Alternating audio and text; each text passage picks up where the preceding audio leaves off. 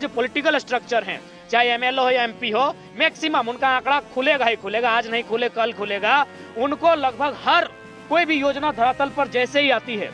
कोयला की योजना हो, कोई इंडस्ट्री हो या फिर कोई सड़क चौड़ीकरण हो, जब भी कोई योजना आती है सबसे पहले दो लोग ध्यान में आते हैं, सांसद और विधायक। उनको पीछे से बहुत सारा पैसा दिया जाता है, उनकी आवाज को दबा दिया जाता है। सबसे ज्यादा खनिज भी हम दे रहे हैं और सबसे ज्यादा बेरोजगार हम हो रहे हैं, सबसे ज्यादा पलायन हम हो रहे हैं, सबसे ज्यादा अशिक्षित अगर हम हो रहे हैं, तो एक बार रुककर सवाल करना चाहिए कि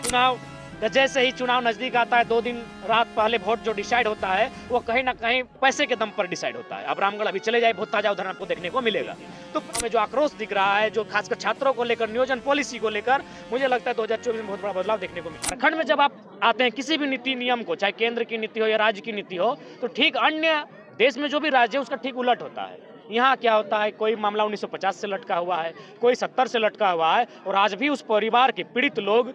दरवाजे खटखटा रहे हैं कोर्ट के कि हमें एक नियोजन मिल जाए, हमें नौकरी मिल जाए और मुआवजा मिल जाए।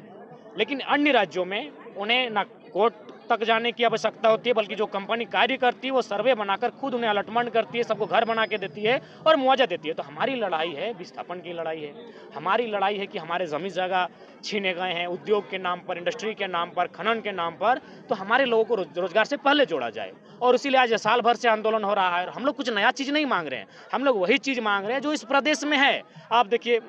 जैसे माइनिंग का कार्य, आपका उड़ीसा में एक इश्तिहार आया था, उसको पढ़ रहे थे, वहाँ आपका माइनिंग सरदार का पोस्ट है।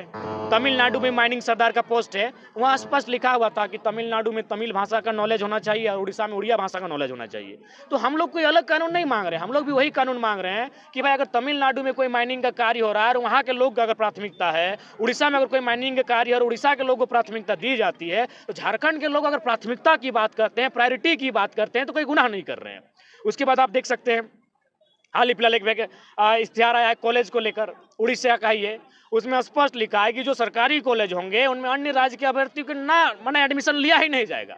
उनका एडमिशन लिया जाएगा प्राइवेट कॉलेज में, और भी सरकारी जो गाइडलाइन है एज पर रेगुलेशन। तो जब झारखंड के लोग झारखंड में सेम उन्हीं नियमों की मांग करते हैं जैसा उड़ीसा में है, जैसा छत्तीसगढ़ में है, जैसा तेलंगाना में है, जैसा तमिलनाडु में है, तो यहाँ संविधान की अड़चने आ